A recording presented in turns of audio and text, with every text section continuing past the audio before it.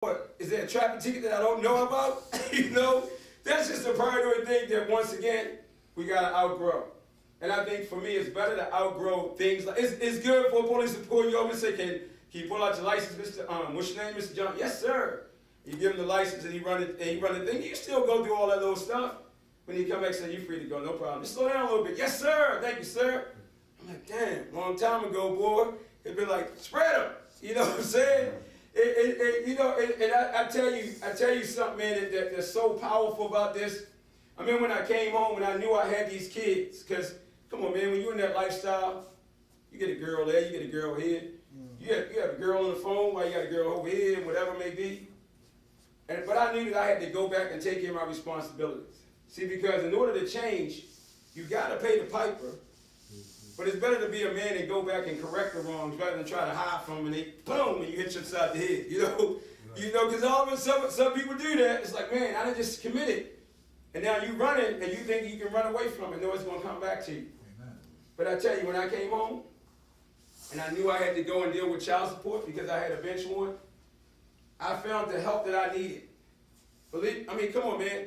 I had Mike Tyson's lawyer who volunteered to take me in the courtroom and defend me. That came from my association with martial arts. I could not believe that I could go in a courtroom with people that believed in me, and I walked out for them to give me a court date to come back. Now let me hit you with something else. Because I did not want to go back, I don't care how nobody else feels. If you could be the toughest cat all you want, but if you locked up, you ain't tough. Come on, you can act tough. That's when you find out where all the tough cats are. You want to see how good a guy, you want to see how godly a guy is? Go to lockup and wait for court date. Everybody, oh God, if you let me go today, I won't do it tomorrow. Come on, let's be real. I'm like, oh yeah, you doing that, but the moment you go out that door, you right back. I ain't want that no more, man. So let's not, that's how when you get in a room with guys and they all talking like, yeah, all right. So you want to be locked up. You want to have chains right here, a chain right there, a chain around your waist, and you walking like that with a bunch of guys? Or you want to be sitting in the paddy wagon while the police driving up and down Baltimore, and then he decided to take a lunch break in the hottest time in the summer.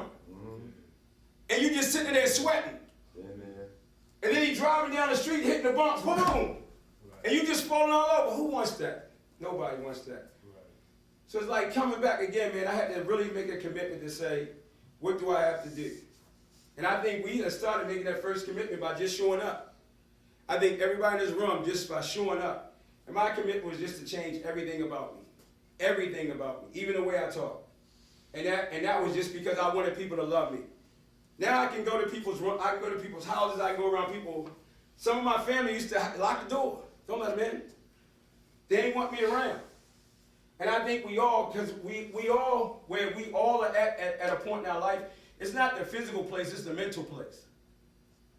Because poverty is just a state of mind. Some people have all the money in the world, but they still in poverty. That's right here.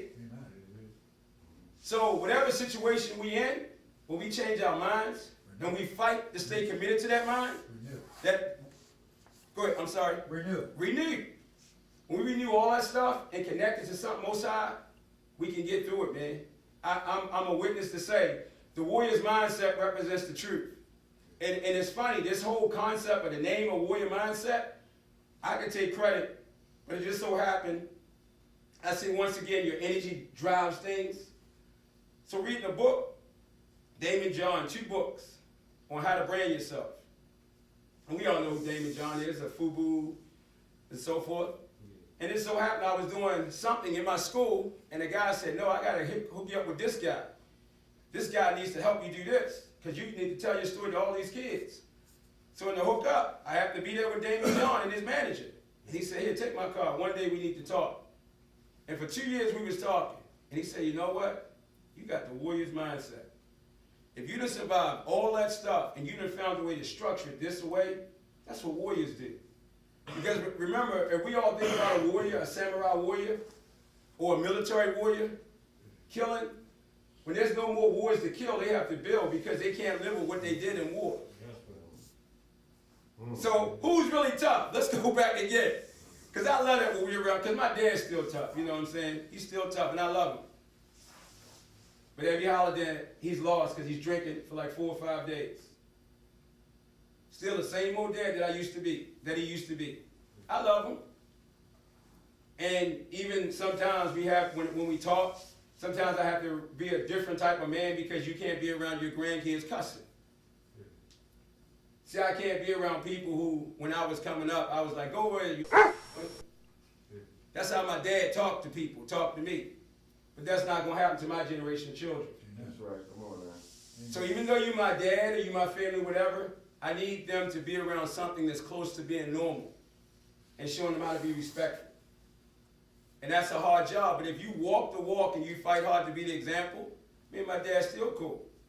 Because I'll never tell him, but he'll know it. Like sometimes he say, "Can I?" To all this time, after 27 years, he say, "Can I get a cold one, son?" I like, "Dad, you shouldn't be asking me about a cold one, because I ain't gonna give you money to get what you like getting. Now you can go to somewhere else. I give you money for something else." He said, "All right, I know I shouldn't ask you that." That's good, because we learn to respect each other's boundaries. And I think when we live by principles, that's truly what it really is. We learn to respect everybody's boundaries, and we build our own boundaries so they can respect us. And once we do that, bro, 27, I think it's going on 30 years that I haven't picked up a drink or sold a drug. Amen. Yeah. I thank you for it, but it's a daily battle every day. As Public Enemy say, I don't need no applause. Right? Don't let it say that. Y'all heard that song, right? Yeah. It's just the truth, So, feedback, man. I mean, hopefully that principle we talking about, we know that last month, we got 2 principles. When we come back next month, maybe we can write on it, we can talk about, and just take that moment for you to express what those 3 principles, because by January it'll be a 3rd principle. And I'll throw them all out before we go today. But a little feedback on takeaways or what this experience of that principle mean to you.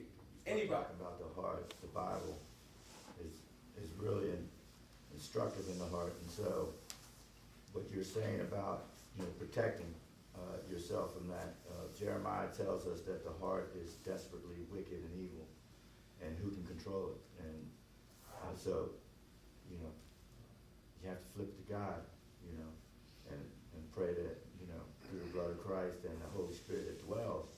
That's your only hope. I see that in you, man, because though you're talking a lot about yourself and your testimony, the Spirit is coming out of you.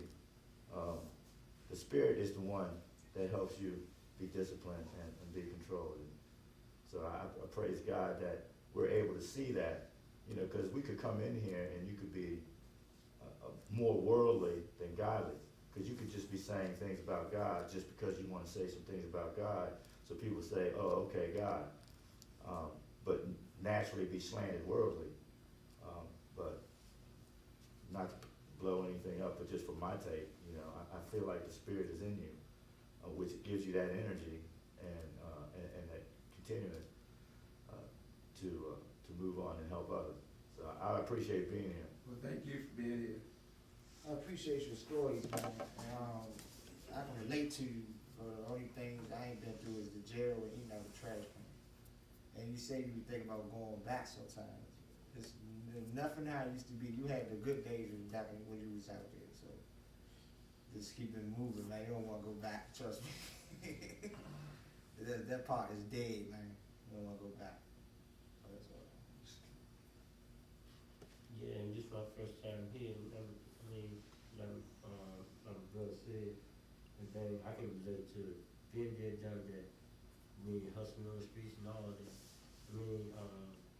I can see this little revelation from your testimony, because we almost traveled down that same road, except for, like a man said, garbage cans and everything. I have that fighting mentality too. That's all I've been doing when I was coming up in school. Fight. That's the only thing I knew. That's why my attitude is kind of jacked up right now, because that's all I did. Came from an abusive household, then trying to raise, my daughter before she died, with my mom who was abused, then that didn't work out too good because her leg got amputated and what happened. They got killed in the fire, and that kind of hurt me, and I'm still fighting through that, that time having a warrior mentality is cool and all, but having that warrior's heart is a whole lot because of the fact you're dealing with God then. And see, right, if God ain't with you, then, you know, you just dead out here. You know, that's what I see with a whole lot of people when I look in their eyes, or how they, their demeanor, their walk and everything. Yeah, half of these people walking dead, like you said. You know, you showed me, you know, when we was exercising and everything. Now, I ain't do this in a minute. I know a little Muay Thai, street fighting and everything. But, you know, make a long story short, everybody's here for, I understand it now, everybody's here for a purpose. We all just gotta get in line with God and just stop playing ourselves short. You know, I mean, fight the good fight with Him, cause there ain't no tomorrow if you can't start today. You know, that's it, man. I wanna say, okay, Hit the chin, hit the floor. That's amazing. That's amazing. That lets me know that your mind and body is working together. You know, and that takes time. That takes dedication, being consistent. Just to see you do that move was like, wow. That took a lot of work. That wasn't something you just did overnight because you made a decision.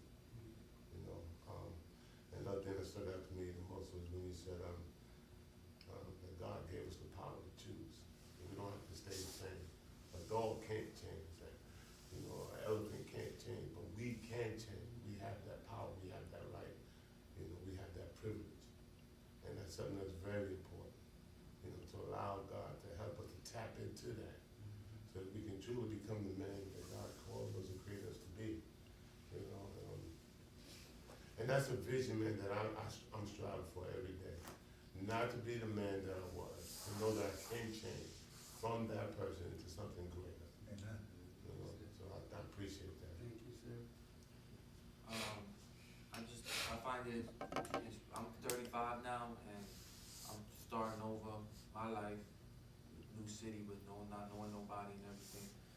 And it's inspirational to hear somebody that started a little later on the right track and has made it, you know, because sometimes I feel like it's too late, you know, but, you know, when I see somebody like you that started a little later on in life and got it right, you know, it's inspirational.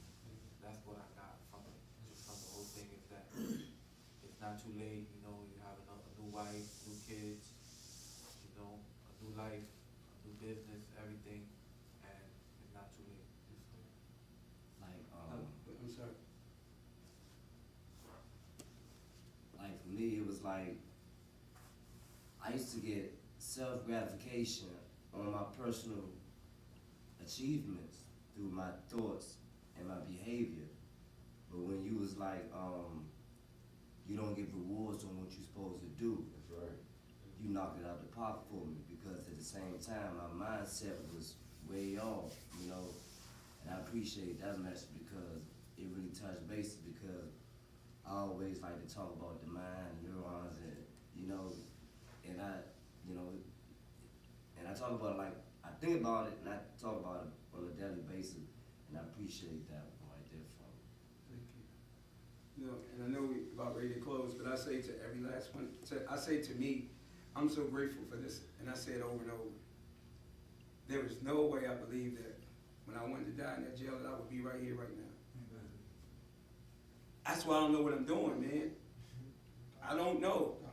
I just wake up every morning and I just keep doing what got me out of that situation. And I'm never going to stop doing it. I don't know what piece is the key. I don't know if it's meetings. I don't know if it's this relationship. I don't know if it's that relationship, the Bible. I read the Bible every morning. I pray to God every day. I write to God. Sometimes it's long letters. Sometimes it's short letters. I ain't going to stop nothing if He allows me to keep moving forward. Amen. So I thank you. Here's the Grand Master right here. He made this all possible. Yes, sir. Now closing. Well, I think of this principle of love that you're talking about, and what Jeff said about